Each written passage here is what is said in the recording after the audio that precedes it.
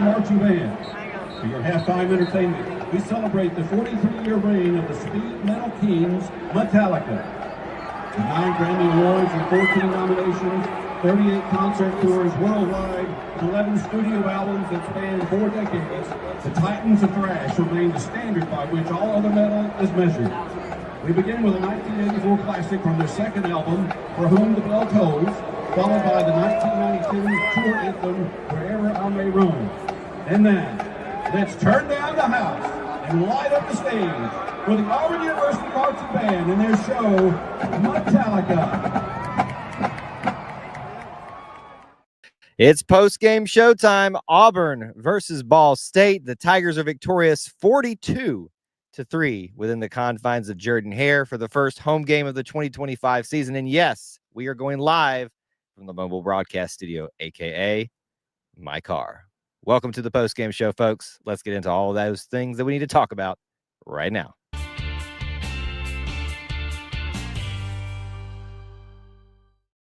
Well, War Eagle, everybody, welcome back to another edition of E2C Network Live, where we get together, we sit down, and we talk about, share, experience, the Auburn experience together, whether it's about Auburn sports, Auburn culture, Auburn family stuff. An easier way to say it, though, might be, if it's orange and blue, it's what we do. So thank you so much for joining us in what we're going to be doing today here on this particular post-game show. As always, we are doing this one from home when we have home games from the mobile broadcast studio, which means there may be delays, there may be sound check problems, there may be other issues as well. You guys that are in the live chat watching this can always let me know for feedback, things like that, as best you can, and we'll do our best to accommodate and make adjustments on the fly. The first one of the year is always a little bit crazy. It's all a little bit wild because, hey, there's 1,000 different things that we're trying to do for you, gather for you, talk about, experience. By the way, if you haven't checked out content that we've got for you for all of our social media, boy, I'm tired, folks. If you can't see it, if you're watching live, you can see it, or the replay. If you're listening to the audio portion of the show, you probably can just go back and see how tired I look. I was going to say Kyle looks, but that sounds weird speaking in the third person or whatever it's called. Anyway, I'm rambling because, hey, it's the first post-game show from an Auburn home game this season, and excited to talk about it. As always, we want to hear from you all, especially those of you that are watching live. Our agenda is as such. We are going to walk through the stats, talk through that. Amongst those stats, we're going to talk about things that you guys are bringing up as it is appropriate. And if there's time at the end, once we get through all of the stats, the team, the individual stats, we will talk about anything else that we need to that we haven't talked about quite yet. But usually we cover quite a bit of good stuff throughout the entirety of going through the stats and things like that. Here's what you can do, though, especially if you're watching live. Go ahead and hit the like button, the share button, all those good things. Help us out. Let people know that we're live. It is a late one after all. And yes, for those of you that are in the chat, I see you. I know y'all are just begging and hoping that there's going to be an Uber call in this one. You don't know what we're talking about, you'll have to go back and watch old live streams, post-game shows from the mobile broadcast studio, aka my car. So obviously we appreciate you guys that are sticking out late with us, and we're always honored to have you here in the show tonight. And obviously this looks a little bit different setup, things like that, trying to gauge how I feel about this new different setup. Lighting's a little bit off, but hey, we're working through it. Okay. Without any further things me rambling on about, let me ask the group, those that are in the live chat, a question. Who is your player of the game? I think all of us thought this was going to be one where we could have a bunch of different players of the games, because the idea when you play a Ball State, beating them 42-3, is that you get up on them early and then are able to put in your backups as soon as possible. I think we all can admit that we did not get up on them enough as quickly as we would have liked, but it eventually did happen. And as the fourth quarter really got rolling, you saw a lot of the backups come in, a lot of them take center stage. So who is your player of the game? Those of you that are watching live, I would love to hear some of y'all's opinions about that. What do you think? I'm seeing a lot of defensive guys really come up to the top of the list already, which is not a surprise. I mean, when you only give up 3 points, we'll talk about it. Obviously, you would probably be very high on the defensive group as a whole, because let's be honest, They had a great game for the most part. Not, again, perfect. We're not going to cover everything in this show. We're probably going to miss out on some things, and we probably are going to get some things wrong in our analysis of it. But let's see what you guys are saying. A lot of Sylvester Smith are coming up in this, and when we get to the stats, you're going to see why here in just a little bit. Shout outs to Xavier Atkins on defense. We've got a Jackson Arnold offensive shout out as well. We've also got Cobb for player of the game. We've also got, I think I missed one there, but if anybody else has any other players of the game, certainly let us know in that. Hunter with a great point. Can we shout out the punter from Ball State? That dude had himself a freaking game. It felt like we swapped punters for a little while there because he actually started off poorly, but then just was lights out the rest of the game. So we can definitely declare him the player for Ball State because he was the only one playing defense for them when it was flowing, when Auburn would get out of its own way. Let me start right there before we jump into the stats. Once again, we saw a slow start, some questionable offensive line play in the first series, and then they pretty much, you guys tell me if I'm wrong, got it together, right? I think they got it together for the most part. I'm not saying it was perfect. I'm not saying there's not things to critique, but I think overall, when you rack up the stats that you did in this game, there's not a lot to really get on them about in this particular one. So let's look at it. Let's do team stats tonight. I think we did that a little backwards last time, so maybe we can do that and run through it a little bit more clearly. So team stats tonight: 68 total yards for Ball State. Absolutely nothing given. No quarter given. 495 for Auburn. 5 away from 500 on offense. Passing yards, 271.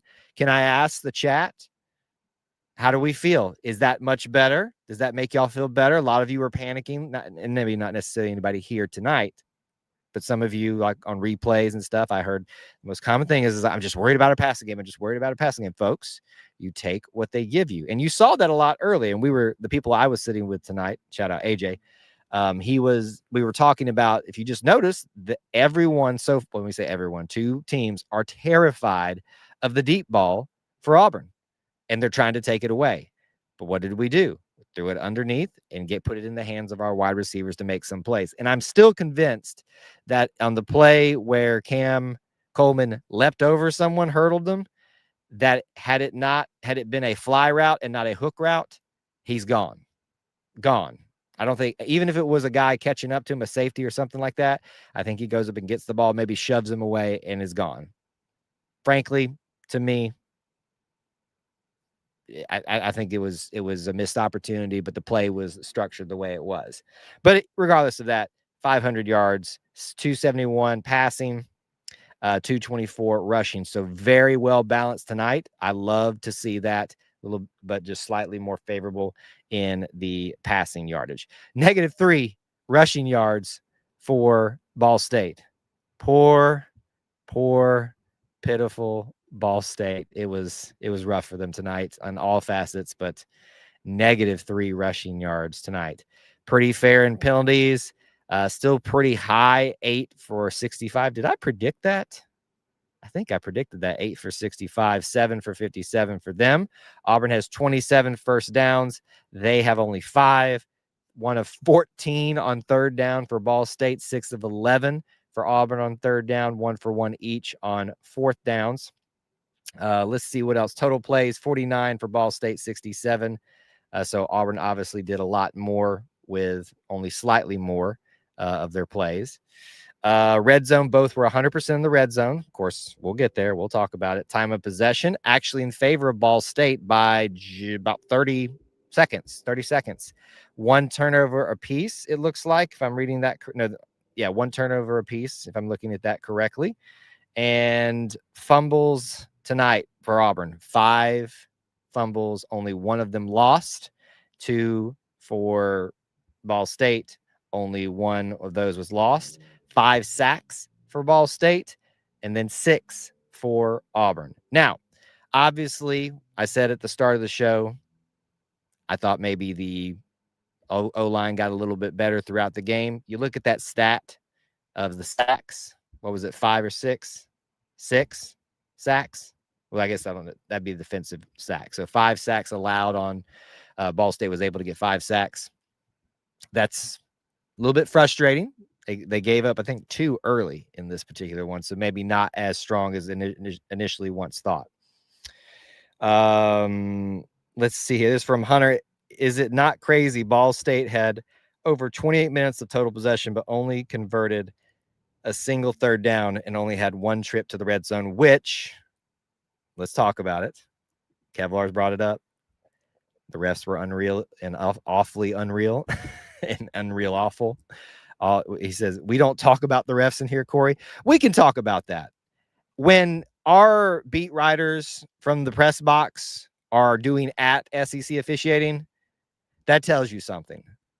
Like, seriously, it was horrible officiating, especially in the third and fourth quarter. Now, it doesn't really matter in this game, but it was absolutely horrendous. And I'm sure there were some against Ball State that were horrendous as well. It was just absolutely horrible tonight. Just awful from our vantage point here. It was just, it was very frustrating at times. The refs determined to give Ball State some points tonight. It was awesome. Yeah, and I like Hunter says, I'm not one that wants to blame refs, and there's no blame for refs here. It's just pointing out the facts that they were awful. There's nothing to blame on them, like for costing Auburn something other than a shutout. But it is what it is. It is what it is. It doesn't really matter in the grand scheme of things. We're not going to spend our entire stream talking about it, but I certainly needed to address it and get it out there to discuss it a little bit tonight. All right, so those are your team stats. If we missed anything from the team stats that you want to talk about, we can certainly do that, but let's keep it rolling here.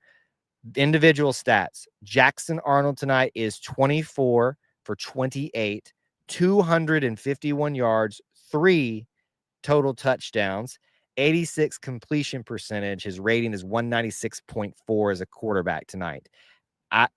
Can we all agree? Outstanding night. Does anybody disagree with his ability to not only pass, but also run, and still showed that, sometimes running a little bit too much for my liking? I was a little bit worried about his safety. Now he doesn't show up in the stats that way because of probably some sacks and other issues that that came into play. But I think he had an outstanding night.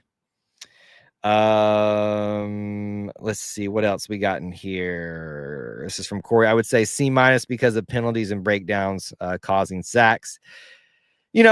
You're going to see a lot of that when you're playing teams like this where everybody's a little bit more loose, more free. And I kind of warned you guys of this, that you were going to see a team, especially, well, first of all, if we got to the backups, where a lot more of that stuff was going to start happening. And I think we did. But also, even the starters are so excited to be playing tonight, are so excited to be here, just amped up to be in JHS. And I think sometimes they got the best of them a little bit. This is from Kevlar. Jackson Arnold had mostly made good decisions so far this year, not just applying it to this, but throughout the entirety of the 2 games so far.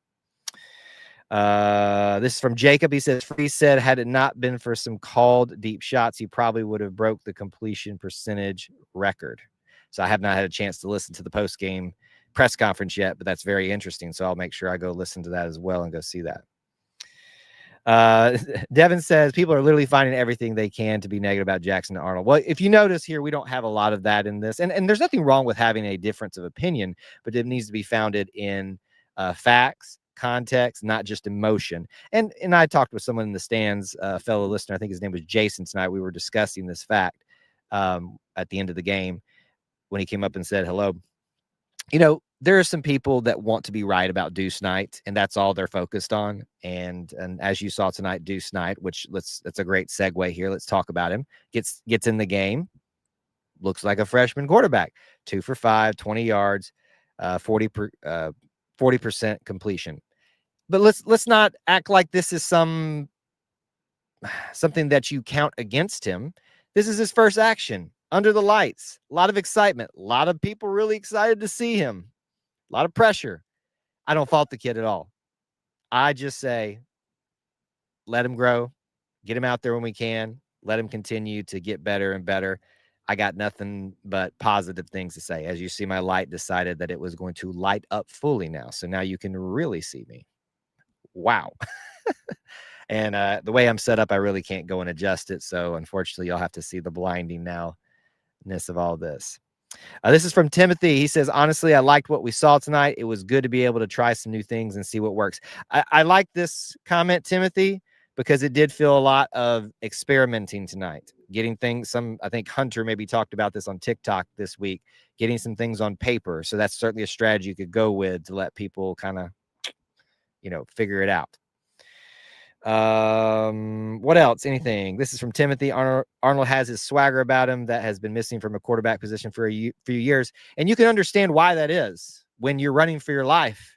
It doesn't matter who it is. It's been last several quarterbacks, and you've got a team that's dropping balls before the Ball State dropping balls before this group arrived. It's tough. You lose your confidence, you lose your swagger. And so it's much easier to do that when you've got a team surrounding you that's got it together for the most part here.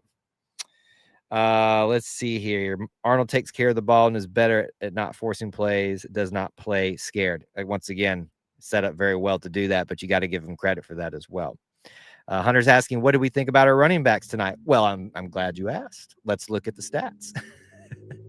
Jeremiah Cobb, thanks to that bypasser for that. Jeremiah Cobb, 11. This is literally the stat line I thought I was going to see. I said like 10 for 130 in my mind when I sat down tonight. 11 for 121, 2 touchdowns. He's a long of 46 and just had a beauty of a run tonight. Absolutely. I mean, he looked great all the way around.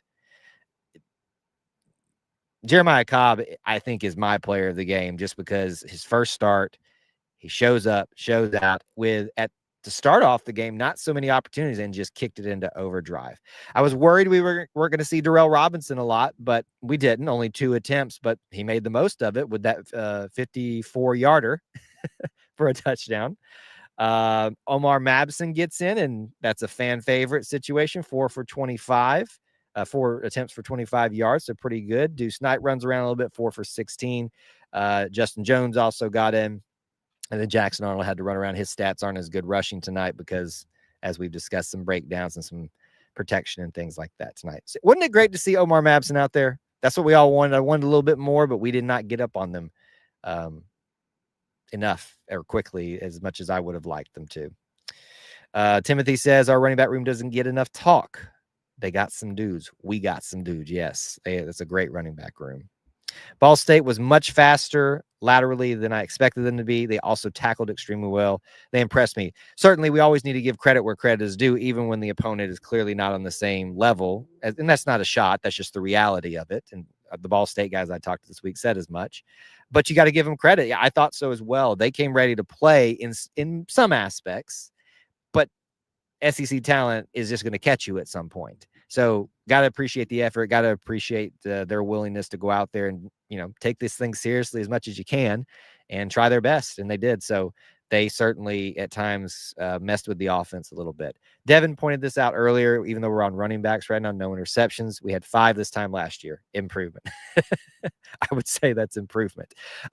Also, at least to start off the year, we weren't the first game, we weren't throwing as much. But anyway, all right, we've talked about passing. We've talked about the quarterbacks. We've talked about the rushing. Now let's look at the receivers. We get the ball to 9 total receivers tonight. Love to see that. Some new names here as well.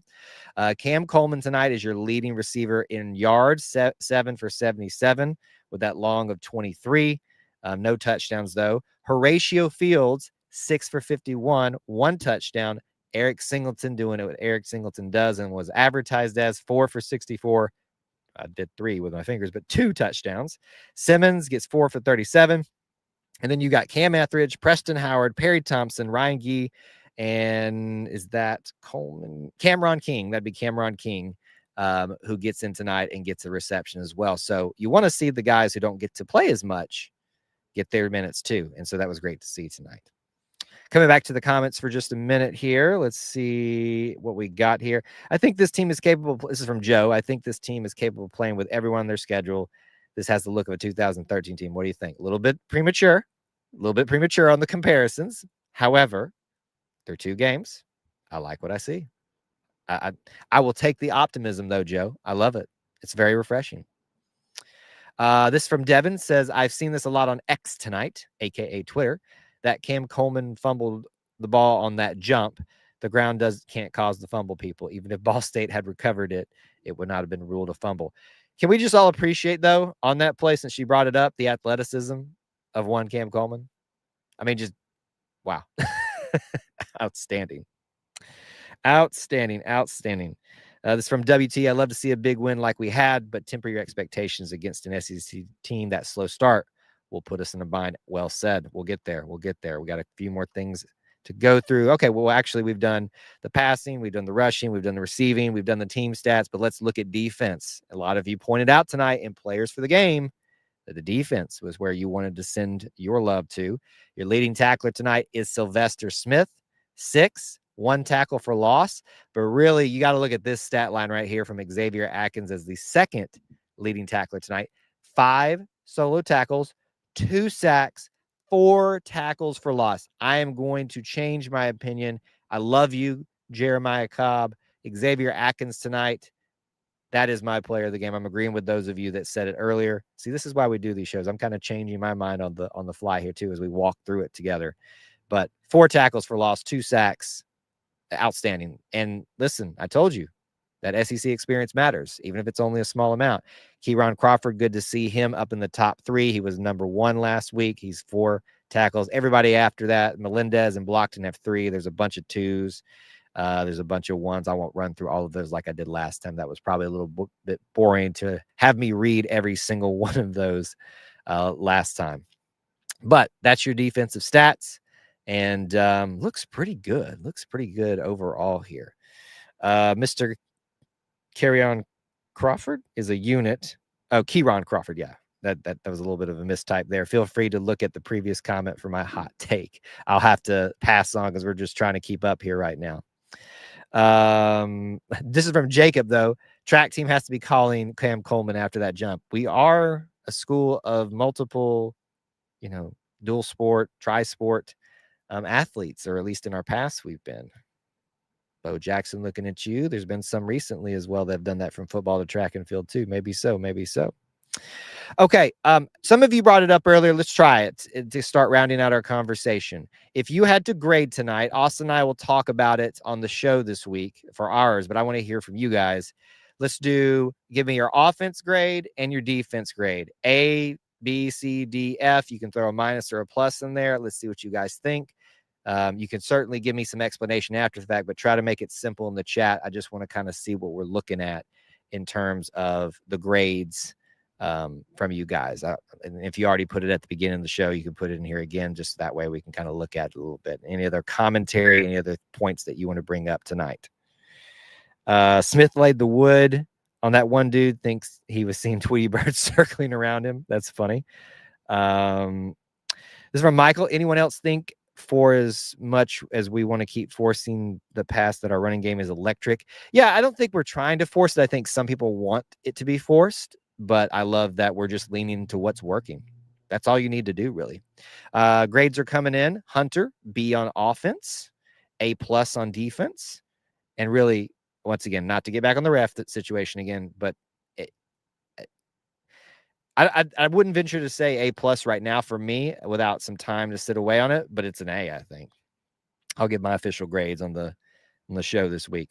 Kevlar says offense A, defense A+. Rise Life says C+.